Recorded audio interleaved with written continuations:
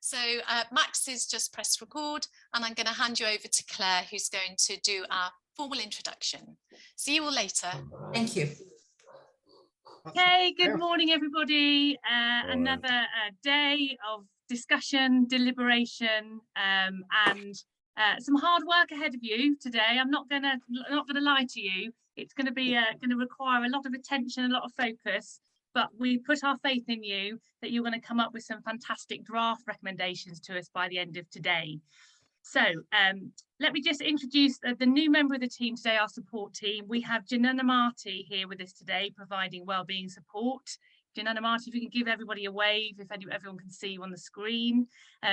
Just to remind people, if you want to access any wellbeing support through the course of the day, today or tomorrow, or IT support, when we're in a full group, if you can direct message them. When we're in the small groups, you won't be able to direct message, but if you can just direct message your facilitator, they will get in contact with us and we will put you in contact with the support that you require. So today we've got lots of breaks going through today because obviously you're going to be having lots of discussions today. So we've introduced more break times for you. We'll be breaking for our lunch at 12:30, so a little bit earlier than we have been doing on previous weekends, still for an hour though.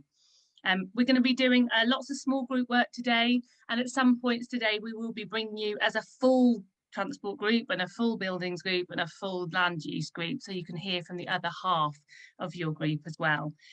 We're going to be finding out this morning lots about what Herefordshire Council are already doing in terms of reducing emissions in those thematic areas today.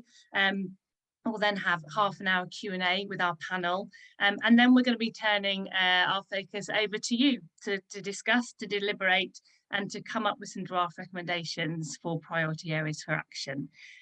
So keep in mind today the question that you were set for the Assembly, and be thinking about where can you have greatest impact in terms of reducing emissions. Keep that question at the forefront of your minds when you're having your discussions.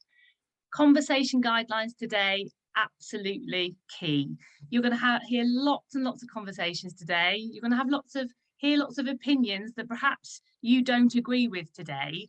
I would urge you, actively listen to those conversations. Try and understand people's perspectives if they're different to yours, rather than just closing them down. Okay, open up the conversation rather than closing it down. Really, really important as we go through today.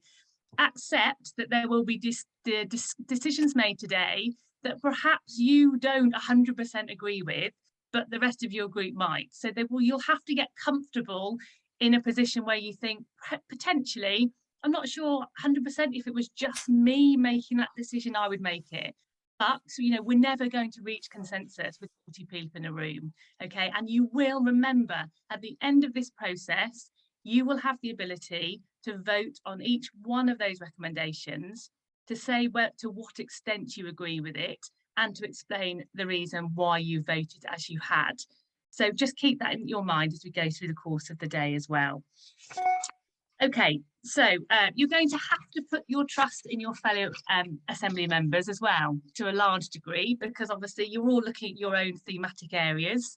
So just feel, it's really important that you're kind of thinking to yourselves, we've got 40 people here. Everybody can't be involved in every conversation that happens today. So you're just going to have to put your trust in the fact that they're going to come up with a set of recommendations that you feel that you hopefully could stand behind on your behalf. Okay, everybody happy? Because we're going to move you into today's first panel. Max, are you happy? You're all kind of set and ready to go? Yeah, okay, got the thumbs up-ish. Okay, so the first panel member we're going to hear from today is Steve Burgess, and he's going to talk to you about the transport plans for Herefordshire Council, and give you a bit more information about what they are already doing. Hello, I'm Steve Burgess. I'm the Head of Transport and Access at Herefordshire Council. I'm going to talk to you today about the local transport strategy and the approaches to carbon reduction. And then I'm going to go on to talk about the levers for changing travel behaviour. Local transport strategy is set out in our local transport plan, which covers the period 2016 to 2031. The plan is out of date and we're in the process of updating it. We've done some work already as part of that process.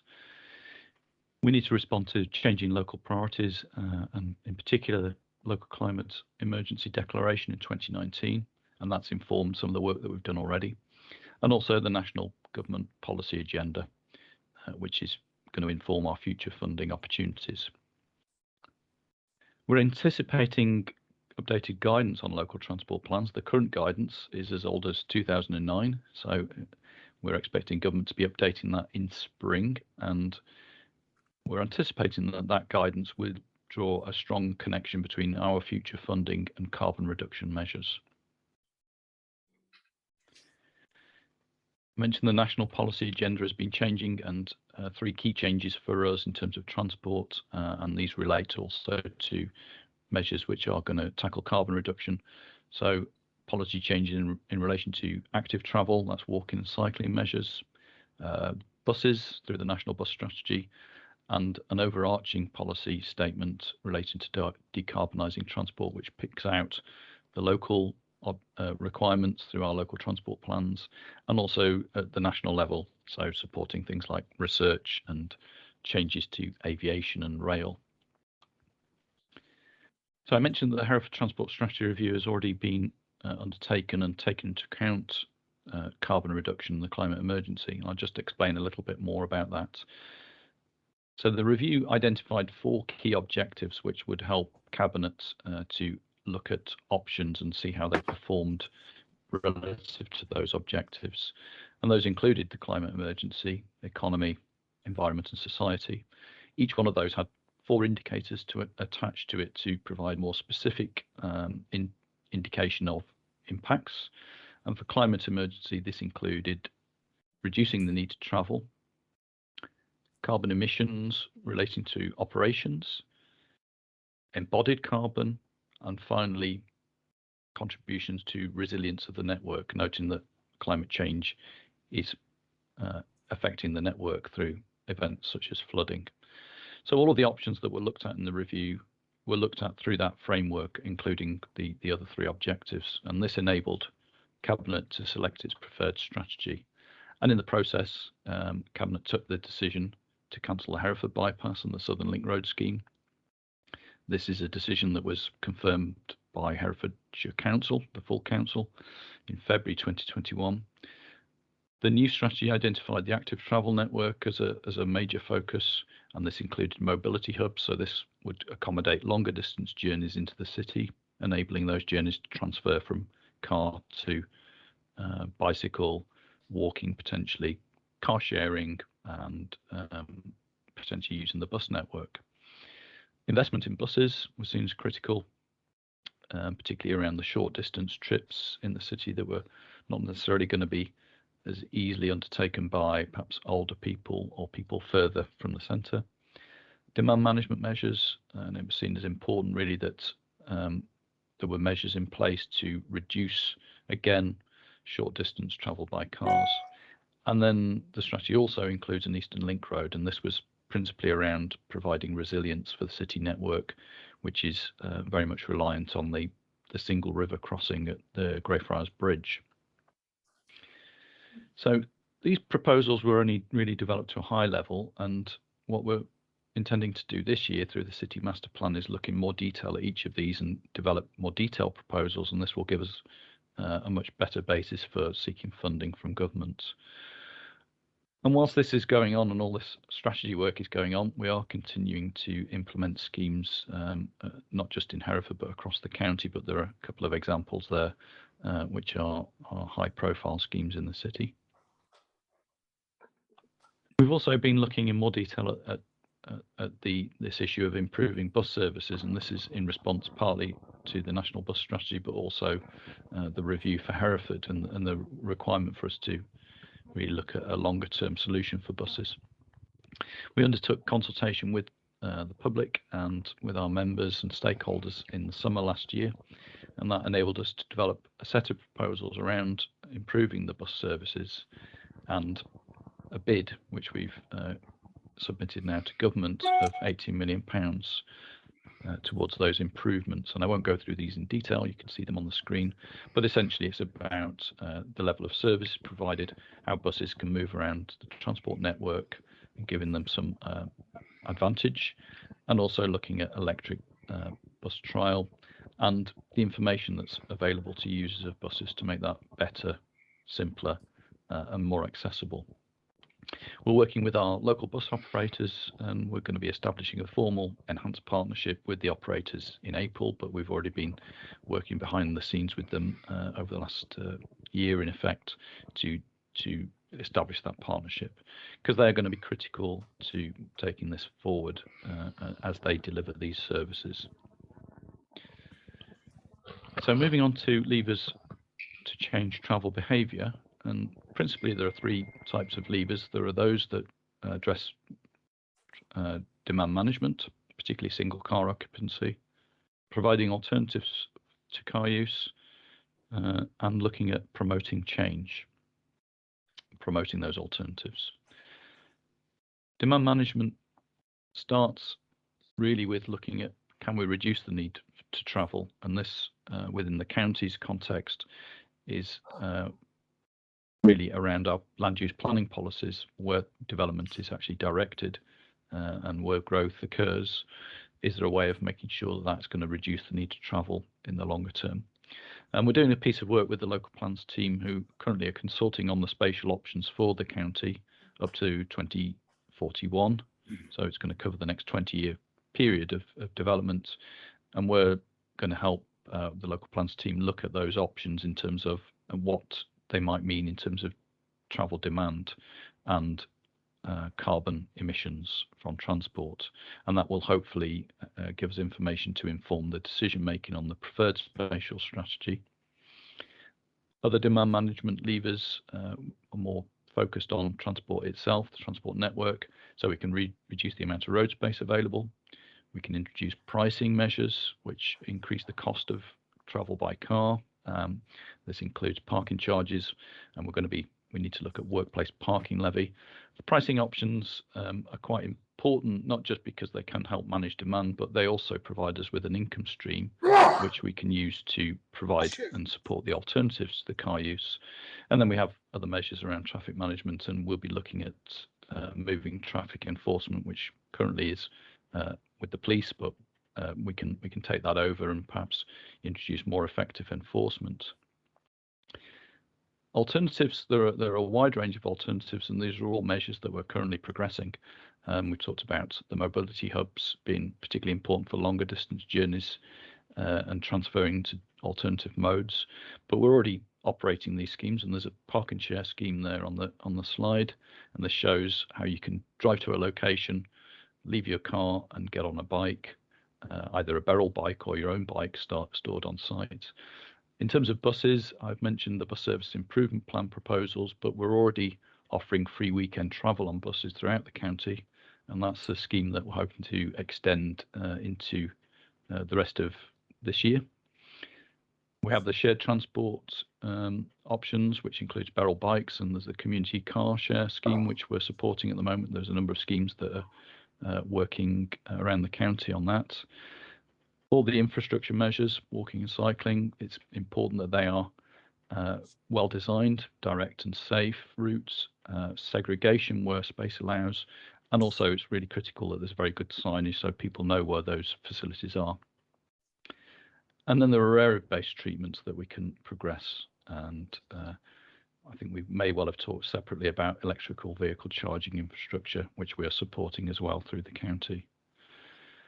And in terms of levers for change, we've got the carrot and stick there, but it's really critical that we actually promote these changes so people know about them. So quality of information and availability of the information is going to be more important as we progress. And so there are different channels that we can use to get that information to people, and that's really important as part of the overall picture. Thank you very much. Okay, thanks very much, Steve. And Steve will be a part of the Q&A panel that you're going to be able to ask questions to in a bit, and will be around for up until lunchtime with us today. So the next presentation we're going to hear is from Florence Churchill. She is from the Planning Department of Herefordshire Council. Hello, I'm Flo Churchill and I'm the Interim Service Director at Herefordshire, looking after planning, building control, economic development and regulatory services. And what I want to talk to you about this afternoon is, what do we want Herefordshire to look like in 2030? Now, as a council, we declared a climate emergency in 2019, and that is influencing how the local plan will develop. We have the emerging local plan, which will help us reach our 2030 target of carbon neutrality. We need to look at how planning and building control regulations can help reduce emissions, and indeed what other things can help reduce emissions. And we look at what levers the council have in relation to planning that can begin to influence behaviour change in relation to climate change. So let's go on to the next slide.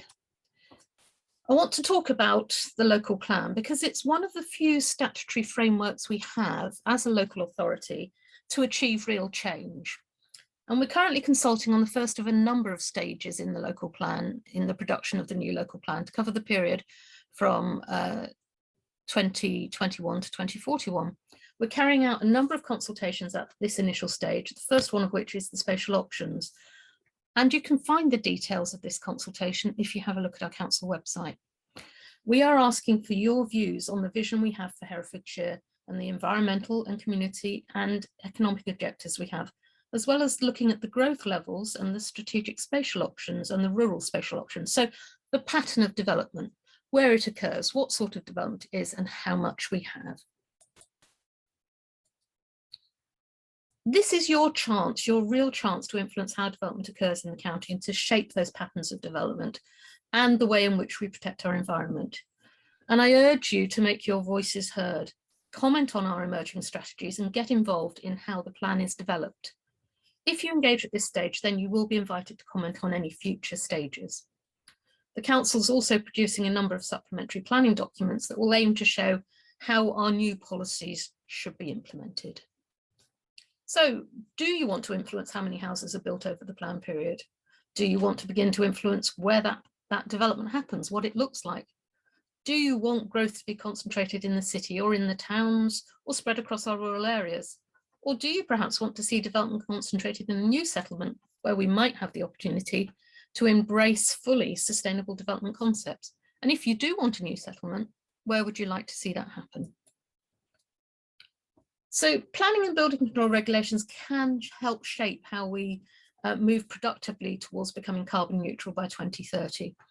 There was a new Environment Act which gained royal assent in November last year, and that introduced some legally binding targets in relation to air pollution, waste, water, resource use, and it also introduced the need for developers to ensure that developments provide for at least a net 10% gain in biodiversity, and that biodiversity gain has to be guaranteed for 30 years.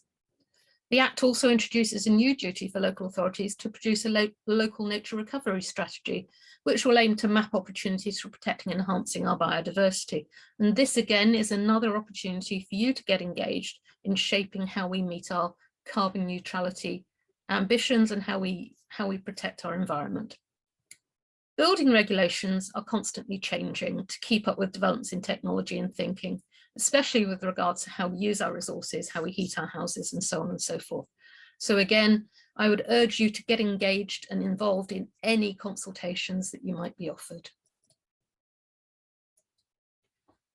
The Environment Act also set up something called the Office for Environmental Protection, and that will hold public bodies and organisations and government ministers to account on their obligations, including climate change.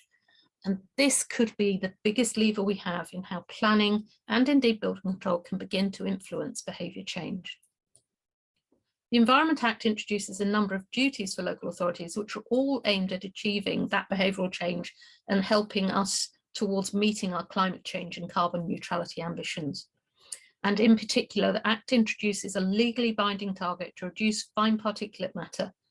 And in some instances, this could lead some authorities to having to consider to declare a moratorium on development until they've got appropriate plans to deal with air pollution. And we will be seeking your views on what we do about this. One way to ensure that you influence how we begin to shape how development happens is to engage in consultations at both the national and local level. And the government are currently consulting on the regulations surrounding biodiversity net gain, and you have the opportunity to get engaged. So, in summary, what do we want Herefordshire to look like in 2030? Well, we want the fact that we've declared a climate and ecological emergency to influence how the county develops over the next 15 years. So get engaged in our local plan, because that is going to help us reach our 2030 targets. Look to see how planning and building regulations might help to reduce the emissions through things like pollution control. And indeed, look to see how the council uses the levers that we have through things like the Office for Environmental Protection to influence behaviour change to help us meet these ambitions. So that's a really quick run through how we might want Herefordshire to look like in 2030. And I'm going to be more than happy to take any questions. Thank you very much. Okay, thank you, Florence, for that. And as she said, Florence will be part of the panel for the Q&A that we'll be moving on to in a bit. Just before we move on to our final panel speaker, I just want to give you a moment just to capture down any notes that you've had in listening to either Steve Burgess's or Florence's presentations. Okay, so we're now going to move on to the very familiar face of Ben Boswell from Herefordshire Council, and he's specifically going to be talking to us today about the Carbon Action Plan, and much of this will cut across a lot of the three thematic areas that you'll be discussing throughout the course of this weekend. Good morning, my name is Ben Boswell. I'm here today to give you a short overview of some of the action that's currently taking place across Herefordshire on climate change, both on carbon reduction and waste management. As part of my presentation, I'm going to split this in two. So firstly, talking around carbon reduction activity. So a little bit around our climate and nature board, the action plans that sit underneath that, that bring together all the actions across the community, our climate and nature grant scheme, and lastly, our greener footprints campaign, which is a new behaviour change campaign. On waste, we've got some really exciting new commitments coming forward on waste. So we've got a new strategy and vision. And then what I'm going to do is take you through how that's going to turn into the future services from 2023 and the pilot schemes that we're currently developing to support that. On our climate and nature board, I'm not going to go into too much detail because I appreciate you haven't went through this on Thursday evening, but I'm absolutely delighted we've got such a strong board really that's just got a wealth of experience and expertise representing communities, individuals, organisations and groups across the county. The minutes from the board are all going to be published on our new Herefordshire Zero Carbon and Nature Rich website. This website has been brought together to really have a one-stop shop for all activity across the county. So what it's got on there is it's got each of our action plans, which I'll touch on in a minute. And for each of those, it goes into detail, gives a bit of background about each of the theme groups. And also it's got the new pledge. It's got a map of all the activity that's taking place across the county. So you can see on the right there, how do you get involved? Where are the local groups? If you click on that, you can find out more about it and get direct links off to that. We've also got a lot of information about how you as an individual can make a change and things you can do. So it's kind of a resource tool as well. Talking about each of our action plans, if I summarise each of them, because there is just so much detail in here that I couldn't really go through it in the time. But for housing and buildings, a lot of our work there is around domestic energy retrofit. And so how we can support residents to improve the energy efficiency of their home. So we do that through our energy advice service, which then refers people to the various grant schemes we've got on offer that either can support with first-time central heating systems, energy efficiency measures, or renewable energy heating systems. We've also got a project there, the Business Energy Efficiency Project, which supports businesses in a similar way. So we'd have an assessment of what's possible at a building, and then up to 50% grants towards either water reduction, waste reduction, or energy reduction projects. On the transport side of things, again, I'm not going to go into too much detail because I'm conscious that Steve's also presenting this morning, but there's a lot of really exciting plans and strategy taking place, looking at how we can transform Herefordshire on the sustainable transport front. And we've got some really, really best practice projects, such as the on-street bike hire scheme, which is one of the best run cycle schemes in the country. And we've got some really exciting plans around electric vehicles, where we're currently finishing our new strategy and we're currently out to tender for a new partner to really accelerate and grow our network. On energy, we're working in partnership with Shropshire Council, Telford and Wrekin Council, and the Marches Local Enterprise Partnership. So what we're looking to do there is to better understand our energy needs, where energy comes from, the constraints and opportunities within the grid, and working much more strategically as energy as we develop the county. We've also done mapping of the city and Rotherwest, looking at the potential for heat networks. So that's where we can join up developments to try and make them more efficient through renewable heating systems. There, I'm pleased to say that off the back of that work, excuse me, the Wye Valley Trust have actually got a really exciting project they're developing at the moment. And so it's been really good to help enable that through that master planning work. On farming and land use, our first step there is really around how we can pull together our new nature strategy and how that will then develop into a new local nature recovery strategy. It's a really exciting time on the nature with the new Environment Act that was enacted last year, setting new targets for biodiversity net gain or new developments, and then really placing a lot more onus on how we protect and enhance our biodiversity. So that really aligns with the Council's view of the ecological emergency and how we can really enhance that across Herefordshire. The last two groups, we've got the waste one. Again, I'm not going to go into that too much detail because I'll touch on that again in a few minutes. And on food, our work there really is working very closely with the Herefordshire Food Alliance on how we can become a sustainable food county. In terms of two of our big projects at the moment, one of them is our Climate Nature Grant Scheme. And there it's really recognising that there's a real need for grassroots activity on climate and nature. And it's a bit like with our partnership, really. This only works if we're all in it together, all working across the whole county. So what we've done here is we've created a grant scheme that can support projects for community buildings, sustainable transport, nature enhancement, and also we've added a wider other category to see what innovation comes forward as well. I'm absolutely delighted to say we've had 64 applications to date for the grant scheme, which we're currently appraising with the Climate and Nature Board. And if we haven't allocated the money by then, we will reopen that. But there's currently £200,000 in that pot. And lastly, I'm pleased to say that earlier this week, we launched our new Green Footprints campaign. So hopefully you'll see that across the media and social media very shortly. Here, this is an attempt really to bring together all of the activity across the county under one campaign. So it's really trying to make a huge impact across social media, changing behaviours, and it's also pulling all of our resources under one banner. And again, that's all hosted on our Zero Carbon and Nature Rich website.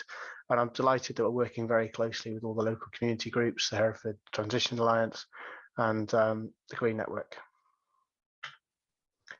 On to waste. What I posted here, I won't read this, but that's our new vision for waste, which is really around valuing waste as a resource, embracing the circular economy so we can reuse and reuse. And then it's also about using the waste hierarchy, which I'll come on to now. So within our new strategy that was launched and approved in July last year, we've set some really ambitious targets, which go way above and beyond what we had previously. So as part of this, we've committed to having a service that's zero carbon by 2030 to look to considerably reduce the amount of waste that is generated in the county. You can see there the sort of current 600 kilograms per household estimate of waste, which we're looking to get that down by about 50%. And again, you'll see the recycling targets we've set. At the moment in Herefordshire, we recycle about 40 to 41% of domestic waste. And what we're looking to do is to get that up to 65% by 2035. I'll come on to that in a second about how we're really trying to achieve that early. And lastly, we've set ourselves some ambitious targets about landfill. At the moment, we landfill about 20% of our waste, which is due to our existing contractual arrangements. And what we're looking to do here is to get that right down to zero as quickly as we can. So in terms of what does that mean? From November 2023, we're going to have a new waste collection service, and it looks like this. So it's going to be a 3-weekly collection service. And on week 1, we'll be collecting paper and card. Week 2, it'll be plastic cans and glass. And then on week 3, it'll be your general waste. And then alongside that, to complement those, we're also going to have a weekly food waste collection and a seasonal fortnightly garden waste collection as well. So there's a lot more opportunities for people to recycle there, which was very much a key message we received back when we did our public consultation. And what do we anticipate the impact of this to be? So when we did a lot of modelling and looking at options, this was the lowest carbon option of all the ones we looked at, because that was really important to us in terms of how we can meet our new target. It also, through the modelling, would increase our recycling rates from about 40% to 63%. And as you'll recall from the previous slide, our target is for 65% by 2035. Now here we're looking to introduce 63% by 2023. So it's really accelerating the delivery of those targets. With that also comes a huge improvement in the amount of, well, in the quality of the recycling that's collected, because through better segregation, we then get better quality items that are better for reuse and going on further down in the circular economy. Again, what we're also really going to focus on is trying to get waste out of the waste stream altogether. So it's how do we reuse and we reuse. And so in a second, I'll tell you about some of the pilot schemes we're developing to help get waste out of the waste stream. And as I said, importantly, from 2023, we're looking to get our amount of waste that's going to landfill down from 20% to 1%, again, trying to bring forward those targets we set only last year. And I say just one last slide, because I just wanted to give you a flavour of the other projects we're developing. As I said, it's really around grassroots activity. It's about how we can engage in behaviour change and getting waste out altogether.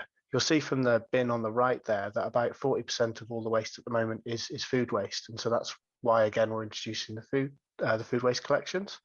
But with our new pilot schemes, we're looking to develop new repair cafes, reusable nappy schemes, have a lot more reuse opportunity through the household waste and recycling centres, and also to support the development and expansion of existing community fridges and paint schemes as well. So hopefully that gives you a flavour of what's going on in the county at the moment. Apologies, it's brief, but it's hard to do it in the time. But I would really urge you to go and have a look at the web links I've included so you can see that in more detail. So thank you for listening. Okay, thanks very much, Ben. So again, Ben will be part of the panel that we're going to move on to in a minute, and also he'll be around for much of today, so you can call him into your small group discussions if you wish.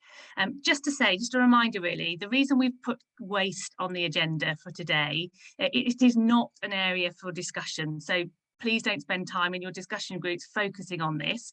We just raised that because so many people had said that they would want to understand that in terms of some of the wider context of the agenda that we're covering. But you know, and also we thought it might be useful for you to hear that specifically in relation to food waste emission, which obviously there's a linked topic there for us. But please don't spend too much time discussing waste today.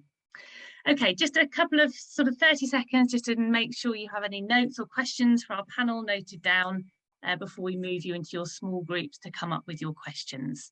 Okay, so we're going to a standard format for us. You'll be very used to this by now. We're going to move you into your small groups, six small groups, and you're going to work with your facilitators to identify your top 2 questions to come up with to ask the panel. And just a reminder that panel is Ben Boswell, Florence from Planning, Florence Churchill, and Steve Burgess from Transport.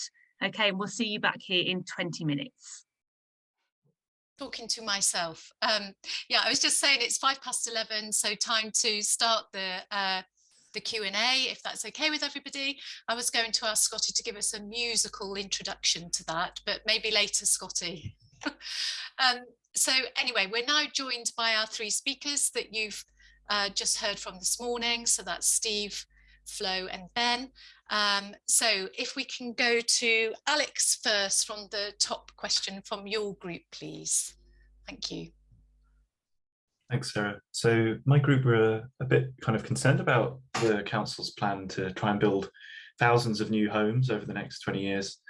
And they wondered about how the council could enable retrofitting of old buildings and the planning permissions for this using kind of environmentally friendly resources rather than building new ones to try and protect the historic character of the city. Yeah, brilliant. Thanks, Alex. I think that's probably one for you, Flo. Yeah, indeed. I mean, retrofitting is absolutely something that the planning system wants to support, but it's not necessarily something that needs planning permission per se. It might need building regulations approval, and that's a whole different kind of subset, and the building regulations are constantly changing.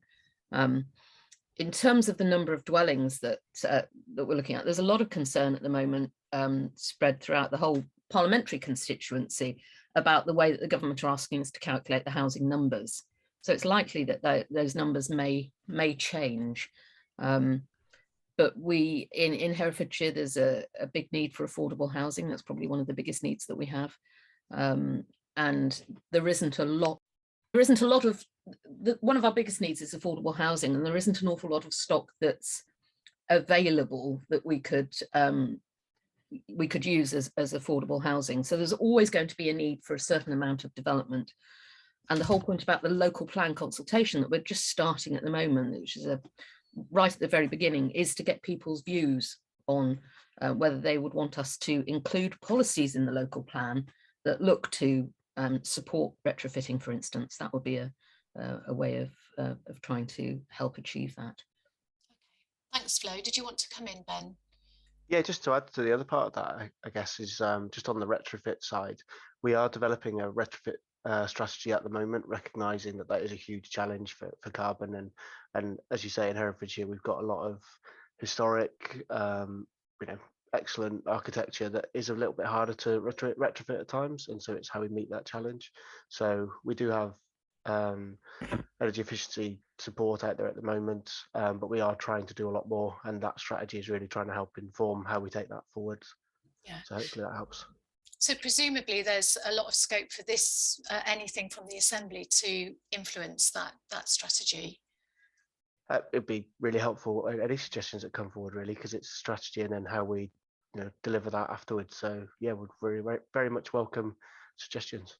Okay. Thanks, Ben. So the Buildings Group may want to call Ben in when we go into the next group exercise to ask more questions on that. Peter, I'm going to keep going around the groups, but then I'm hoping to take some questions from the floor. So I've noted that you've got your hand up. Thank you. Okay, so we're Paul next. Paul, can you give me your thanks, question? Sarah. This question for Steve and anybody else who wants to come in. On transport, we are a rural county, so how will this be taken into account, particularly around buses not being really an option if you're in the countryside? Are we all going to be moving to electric cars? And I think the intent behind the question is around fairness of the changes in policy across everybody, rather than some people being penalised more than others. Okay, thanks, Paul. Yeah, thanks, Paul. I think in my presentation, I touched on the bus service improvement plan. So we were encouraged by government last year to develop plans. This was countrywide, and there's a relatively large amount of money attached to that, £3 billion. That figure has shrunk to 1.4 billion now. We put in our submission in October, and we were asking for £18 million over the next 3 years, and roughly half of that would have been going towards bus service provision, so revenue figure, and the other half would have been capital investment, so some new fleet, a limited amount of new fleet, and bus priority. But the revenue is the real issue for us, because we have to subsidise the network in the county. Most of it only operates if we help support it. And I think you're quite right. In a rural county, it's really important that we recognise that the big challenge for us is those longer distance trips, and it's a mixture of obviously environmental issues. If we can get those trips onto public transport, we can reduce carbon, but also it's about social isolation as well. So we're very aware of the issue of people in the rural areas who don't have the access that they need, and for us it's about revenue. So we are following up and lobbying government actually to take rural transport much more seriously. The government's transport agenda has been dominated in the last 10 years in terms of METs, the metropolitan areas, London, the METs, and we haven't really seen a fair amount of funding coming to the rural areas. So I take the point. I think it is a concern for us. We've also got data, just putting this in the context of the climate emergency, to indicate where our key transport emissions come from. And in reality, it's the longer journeys. It's not the short journeys, the journeys that you're making within Hereford, for example, because they are short, although there's a lot of them, they're not making a huge contribution to the overall transport carbon emissions. It's our journeys over 10 miles. and it's quite a significant difference. So for me, it's about social inclusion and also about the climate emergency. Can I just come back on that? You didn't mention anything other than buses. Is that the solution then, is to put on more buses, or is it realistic to expect that people will go into buses and they're more likely to still use their cars?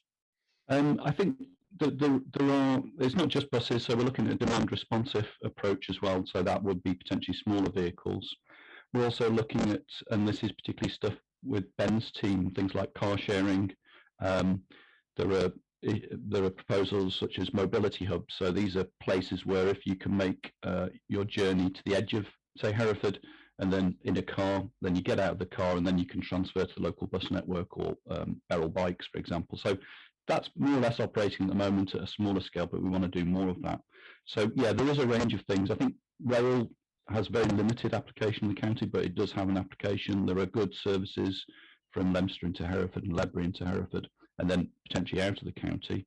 So going back to that demand responsive approach, we're looking potentially, if we get the funding from DFT, from Department for Transport, to look at establishing a trial probably around Leicester. There's a lot of benefits there. It has a rail station, so if we can get people in with a demand responsive service, as opposed to the traditional bus services that currently run and are expensive and we don't have the funding, then we're potentially giving people the opportunity to make further journeys if they link up with the rail network. Thank you, that really helps. Yeah. Thank you. Brilliant, thank you, Steve. I'll keep going around the groups now because I just want to make sure I leave enough time for a few people to ask other questions. Kath, I think we're over to you next. Thank you. Again, our questions was around transport. That's where we're most focused on. So there was a number of different suggestions about initiatives to reduce carbon output. So the question was, if we do all the initiatives suggested, what would be the impact if no difference has been made to the through traffic in Hereford? Has there been an analysis of this? As in, would we lose enough traffic to increase the flow? Or if the flow is increased, would it just bring more traffic to the city? So basically, what analysis has been done on this? That's to Steve primarily, I think. Yeah, so I think is this talking about specifically in Hereford, and potentially if a bypass was installed, would it remove traffic, and then would that traffic be replaced by induced demand is the phrase.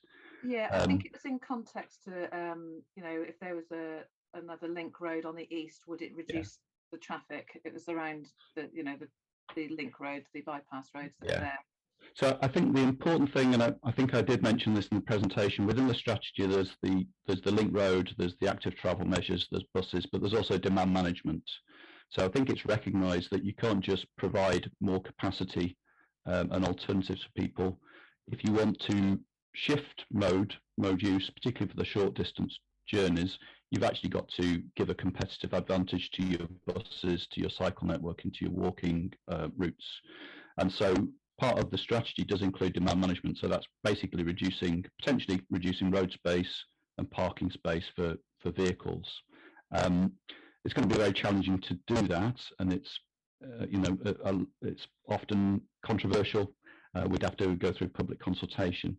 So that's the sort of carrot and stick required really to address what you're talking about, which is if you provide more space, you just have more traffic, and in reality that seems to be what happens.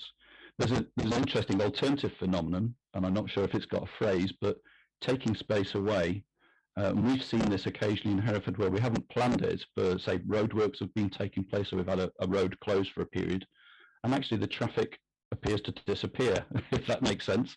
So we put together a lot of plans thinking that the traffic's going to create lots of congestion points, and then when it's in place, it seems to almost sort itself out. So it's kind of the opposite phenomenon from induced demand, and there does seem to be evidence that occurs. So you get a lot of pain before you put the measure in because people are worried that it's going to really damage the network, and then you find people adapt and accommodate. So demand management is important to the overall strategy, I think.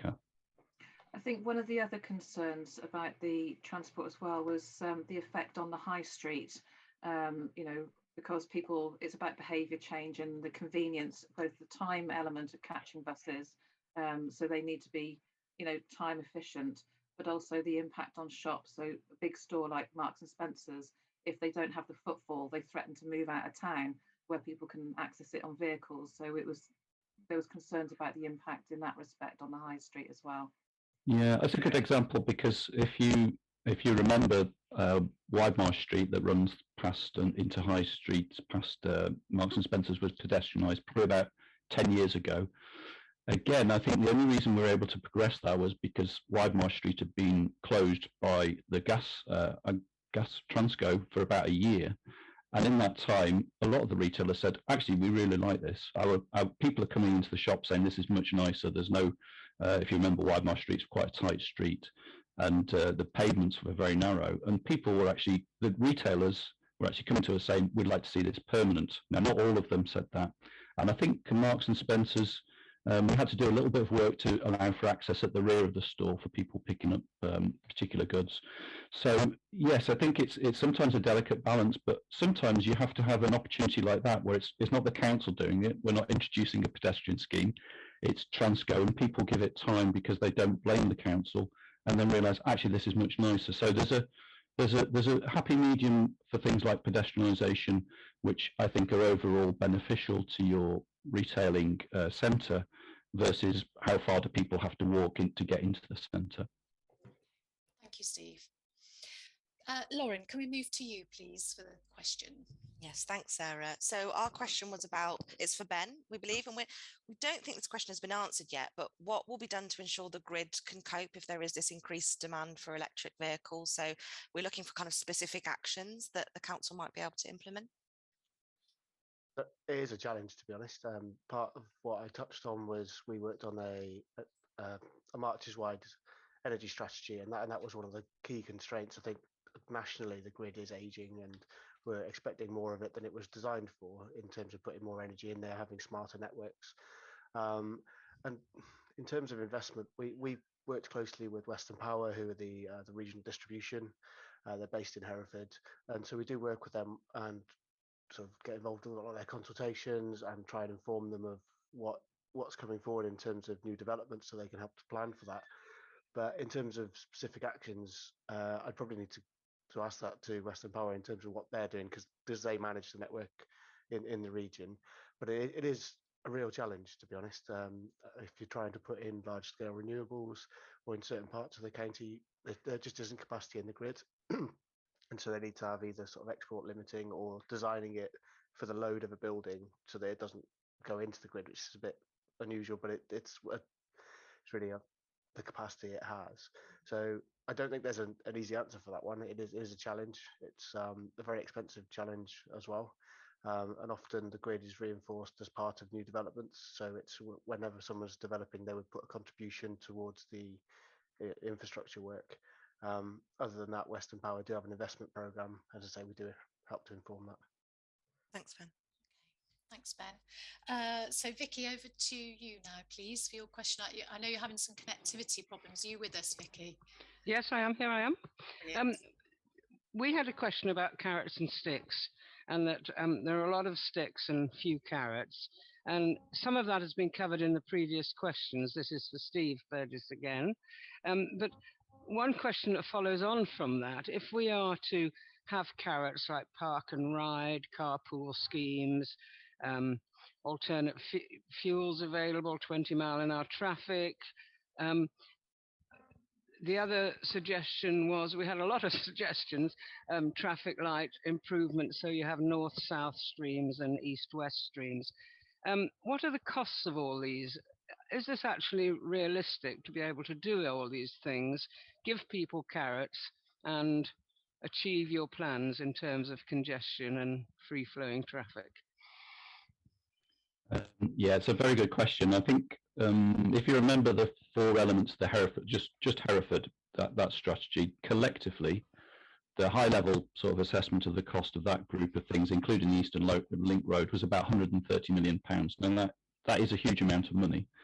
Having said that, it's relatively small when you look at the amount of investment that government is providing for some of the metropolitan areas. So it's much smaller scale than those projects.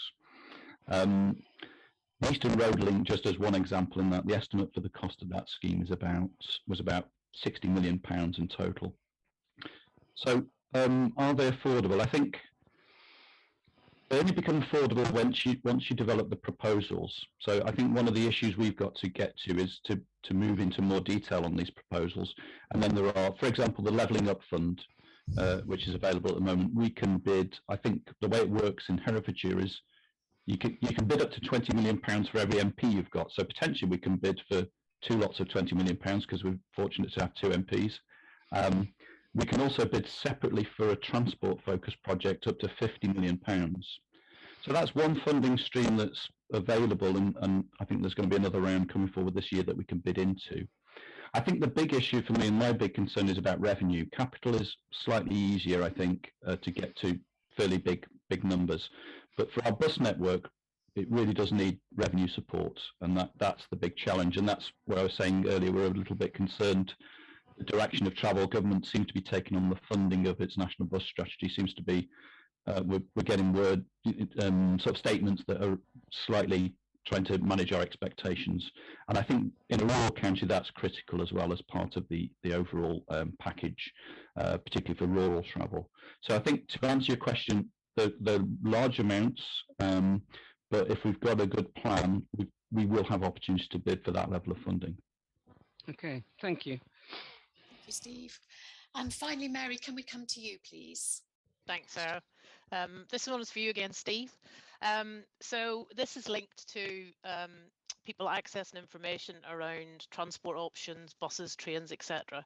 Are there any plans for an easily accessible, online or other, central place for transport promotions? For example, the free weekend buses, providing information on bus timetables, train tables, fares, and links to other sustainable public transport options.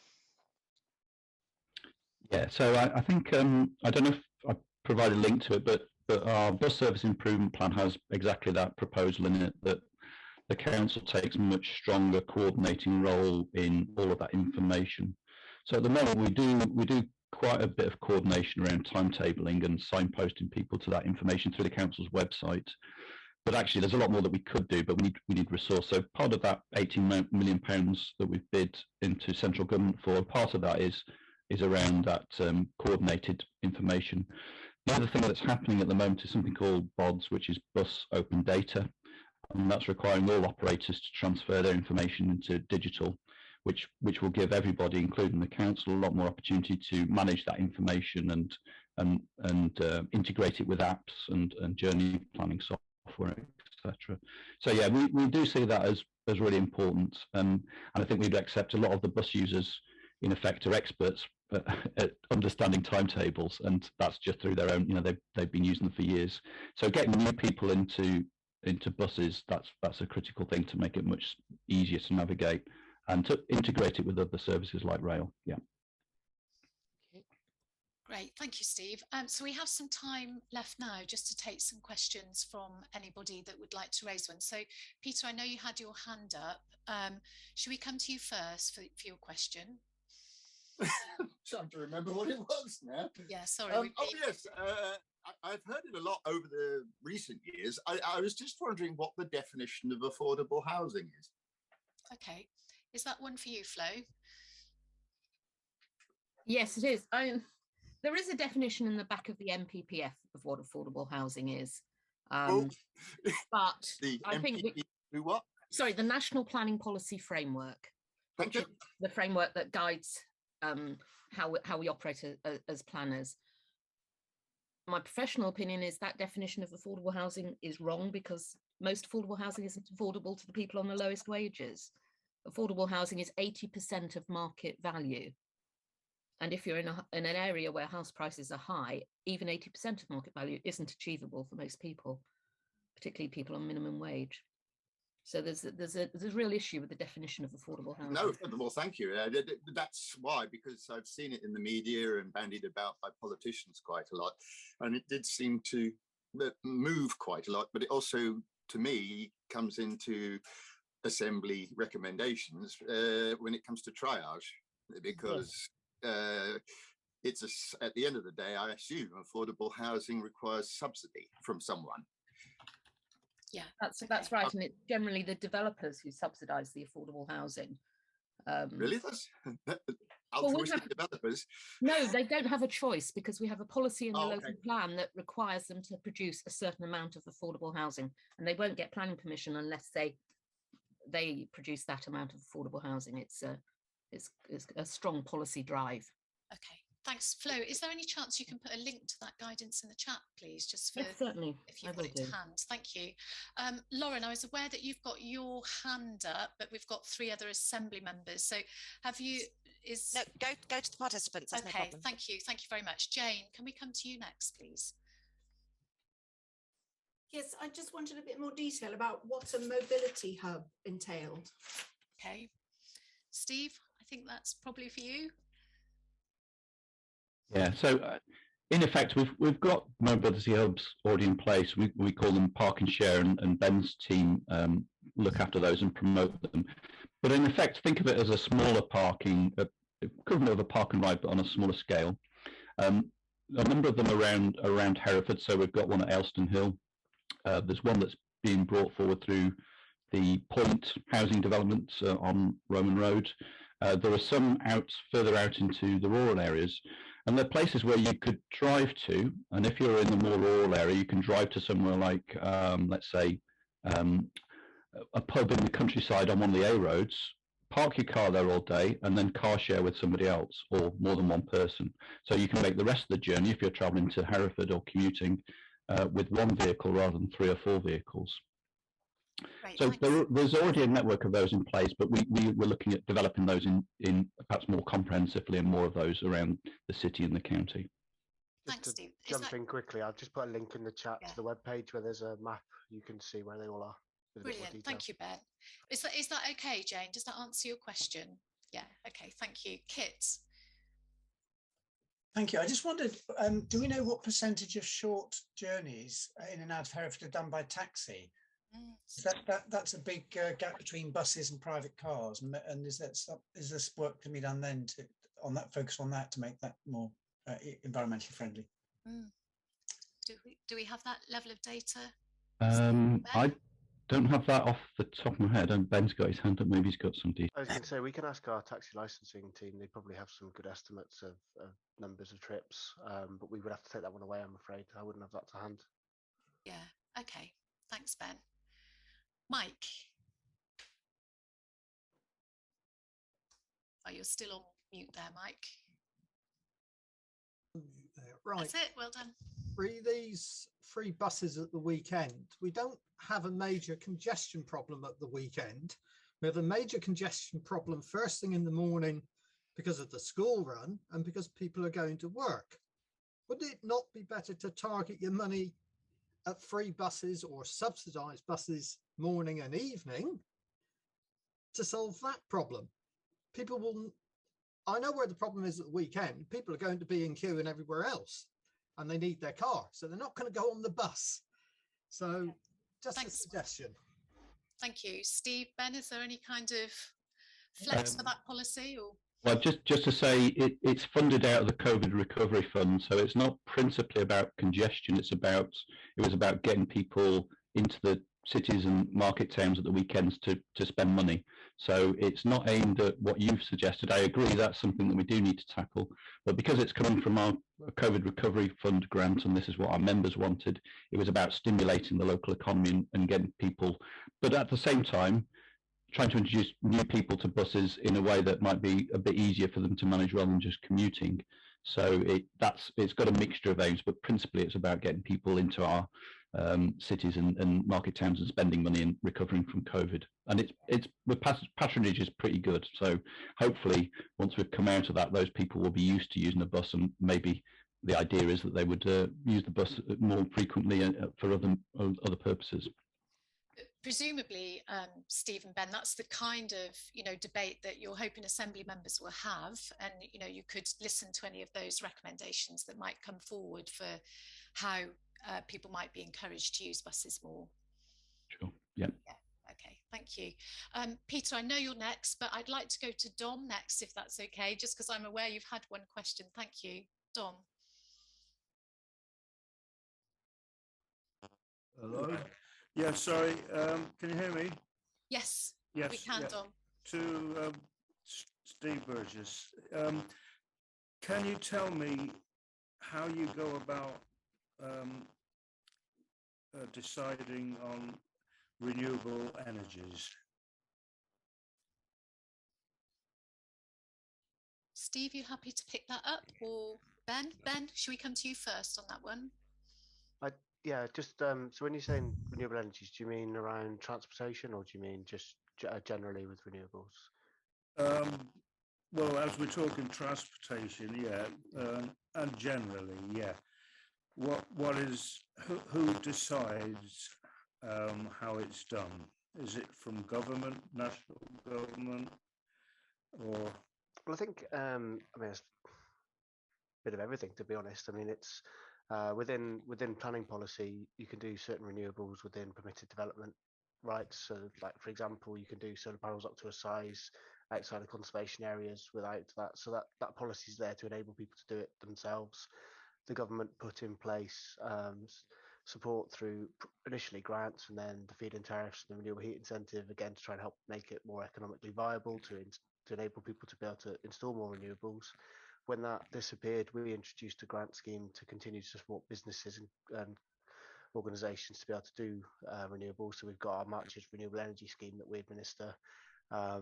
So we're strongly promoting that, and we don't particularly promote one technology over another. It's what's suitable for the building. So if you're looking at how you generate electricity, you go and do an assessment of what's technically feasible, and then look at that. In terms of transportation, when you're saying renewables, I mean the national policy is around electrification, and the rationale there is that the electric mix is becoming a lot more greener. It's got a lot less carbon, a lot more renewables. So that's really, I suppose, the alternative renewables part of that. There are projects looking at I suppose biogas. We had the presentations 2 weeks ago from the Swedish example, and also hydrogen is being, you see some hydrogen buses and some hydrogen pilots across the country. Our approach has very much been going down the national policy with electrification, which is why we're looking at electric vehicle charge point strategy. And again, the renewable aspect of that is then coming from the grid and where that electricity comes from. Does that help? Yeah, that's good. Thank you. Just one more thing? Do you do sort of fact-finding missions to other countries, like Denmark or Sweden? I can't say I've had the pleasure of that. That would be great. If you want to make that recommendation, that would be fantastic. Yeah, we could crowdfund you, I suppose. Yeah. Okay, we've got time for one more question, but I just want to remind you that our 3 speakers are with us until 12:30, so you can call them into your group.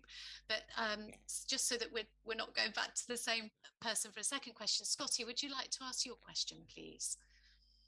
I found the answer about supply not good enough for me. I think without supply, without guaranteed supply, that then the whole thing's going to be crashing down. Yeah. I want. It's about personal choice. I want to use as much electricity as I want, not being told by someone what to do. Yeah. But if you haven't got the whole economic system come crashing down if people haven't got the supply. Yeah. If you charge your vehicle up and there's no frigging electricity, then you're knackered, aren't you? Yeah. So you've got to get that sorted first before they start over. Okay, thank you, Scotty. So Richard and Peter, I'm aware we haven't come to your questions, but as I said, just to remind you, please do call in the speakers into your groups, or if you put your question in chat, we can get them to answer it for you. Okay, so we're going to break now into your smaller groups. So you're going back to your facilitator. Oh, Claire, sorry, were you trying to say something? No. Sorry, Sarah, we just need to hear from Natalia first before we break into those groups.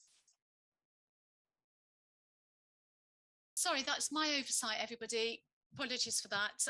We have now got a short presentation from Natalia, who's just putting your recommendations in context. So just so that you can see the journey that they're going to take in Herefordshire Council. Thanks, Max.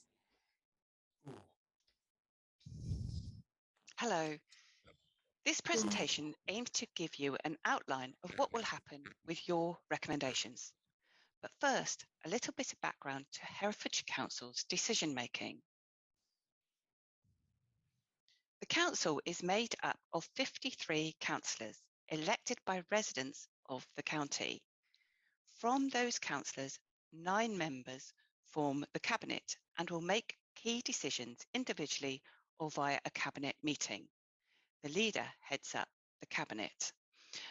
A decision to accept your recommendations will be made by cabinet at a cabinet meeting, based on a report taken by Cabinet Member for Environment and Economy, Councillor Ellie Chowns.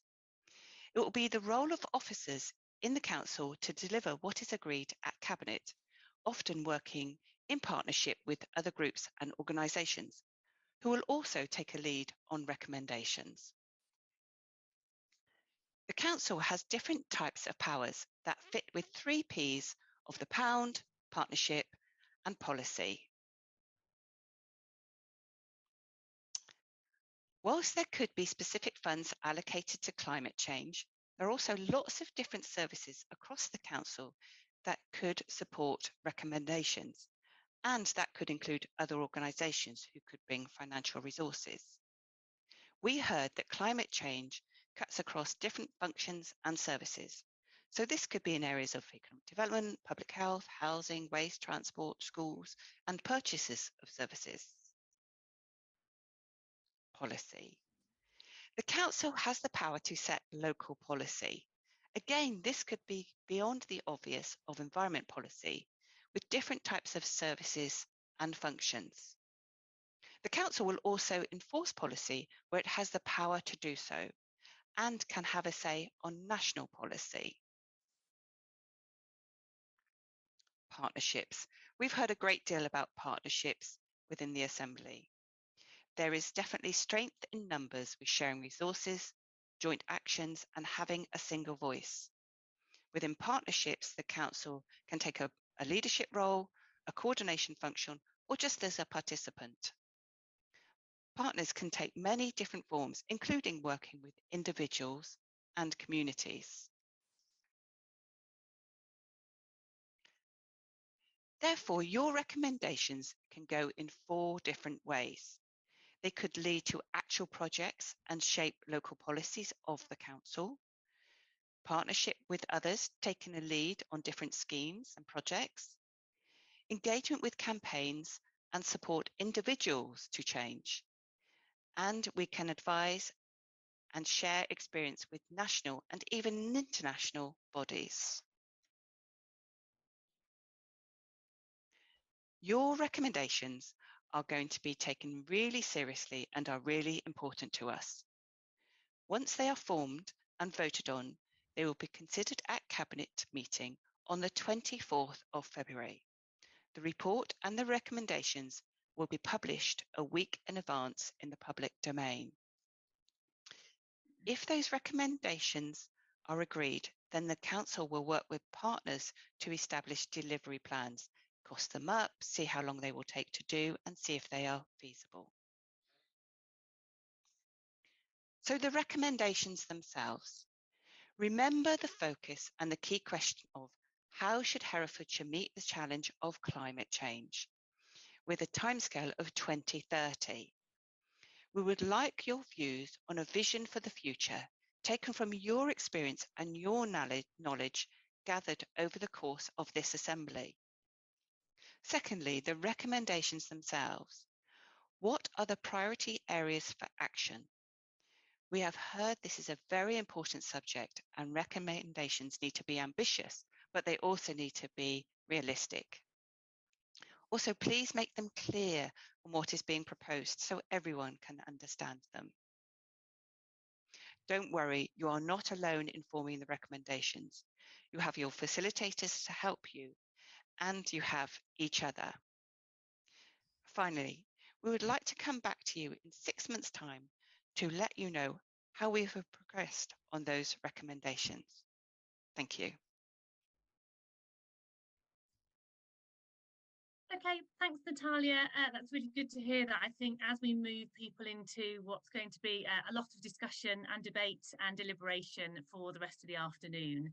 Just to let you know, Natalia is here with us throughout the course of today, and she'll be with us all tomorrow. So if there's anything specific that you want to ask her, please just let your facilitator know and they can request her to come into your group discussions. So in a minute, we're going to break you into your 6 breakout groups, and we're going to share with you some work that we did sort of behind the scenes, which was based on your summary, your jam boards that you created in that very first weekend. So if you remember, on that first weekend, after you heard about each of those themes, we gave you a little bit of time, not a lot, but a bit of time, to just kind of do an initial kind of brain dump about where you might focus your attention in terms of addressing some of those areas for concern. And what we've done is we've looked at all of your jam boards, and just to make it help you make kind of an intro into those discussions, we've tried to summarize them for you. So what your facilitators will be sharing with you is a summary of those jam boards, which reflects the kind of key areas of discussion that came up repeatedly across all the jam boards. We tried to group those to make the discussion a little bit easier for you. So you'll see some sort of sub-themes that sit underneath the themes. But this is the starting point for your discussion. Nothing at this point is fixed in stone. It's just about kicking you off to have those discussions more broadly and to feed in everything that you've heard subsequently this morning, stuff that you heard on Thursday evening, and also some of your own research and that you may have done in between times. So we're going to give you 45 minutes for this work in your small groups, after which we'll be breaking for lunch.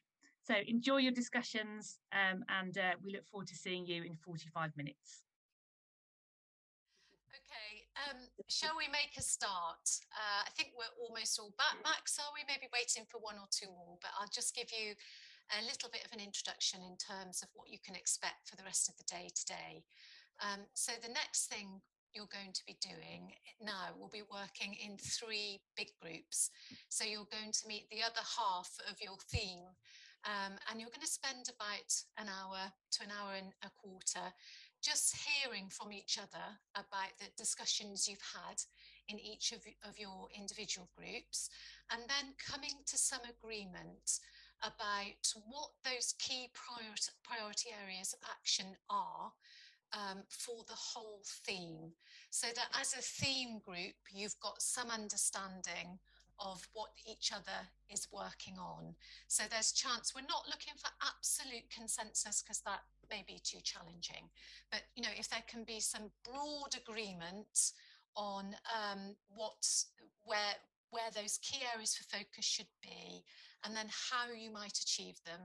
And then the next thing that we want you to do in the larger group is then to decide between you how you're going to split that up. So broadly, we're looking for about 12 recommendations per theme. You're not limited to 12, but we're asking you to kind of have that in your mind as where you're trying to get to.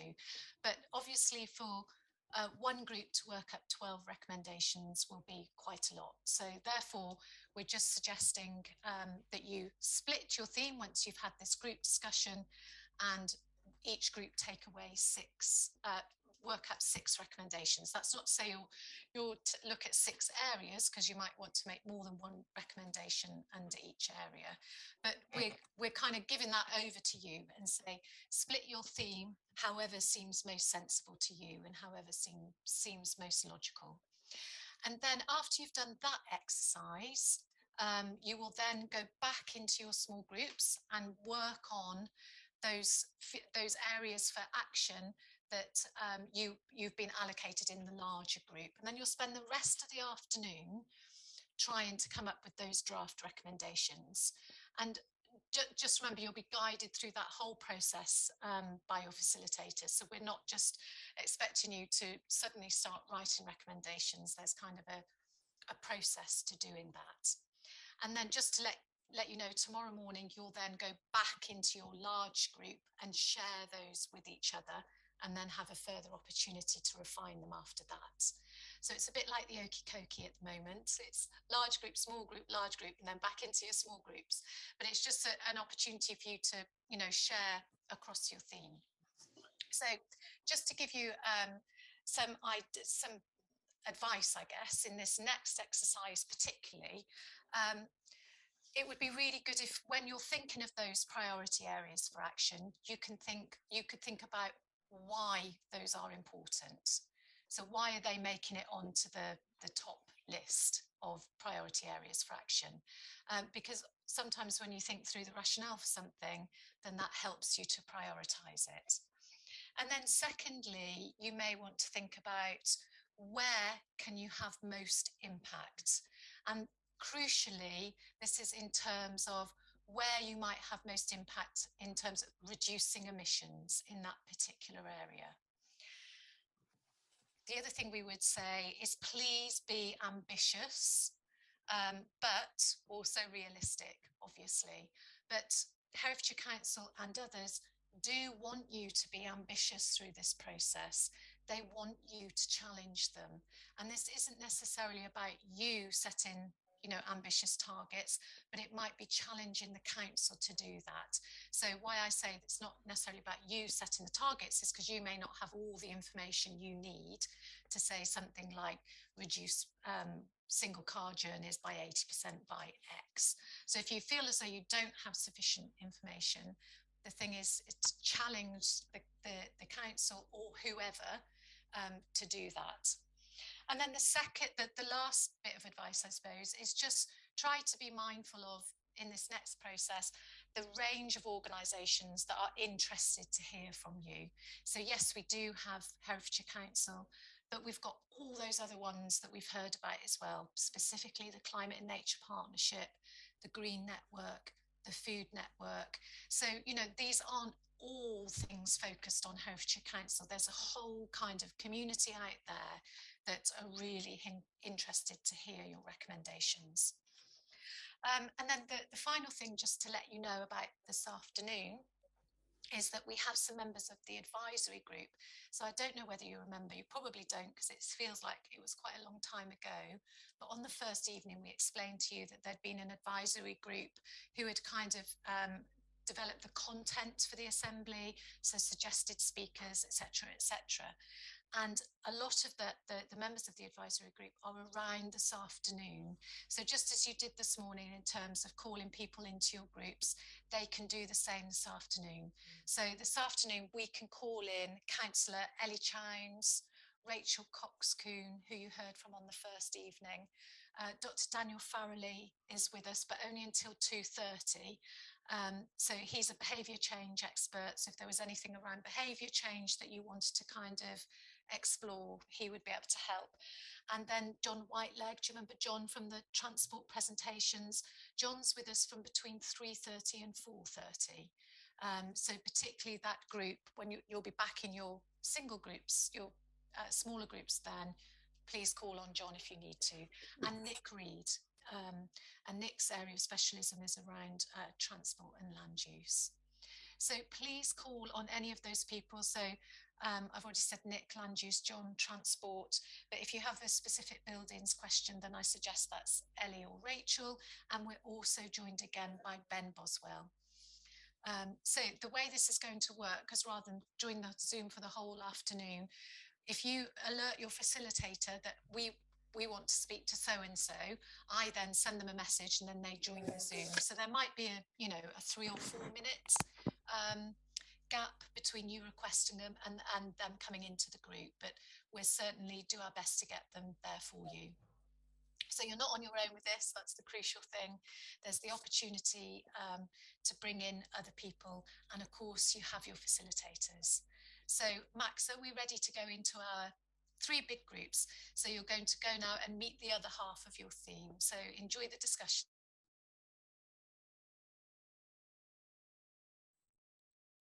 3 o'clock. I hope you are taking your seats or sitting comfortably. So you had a little break there.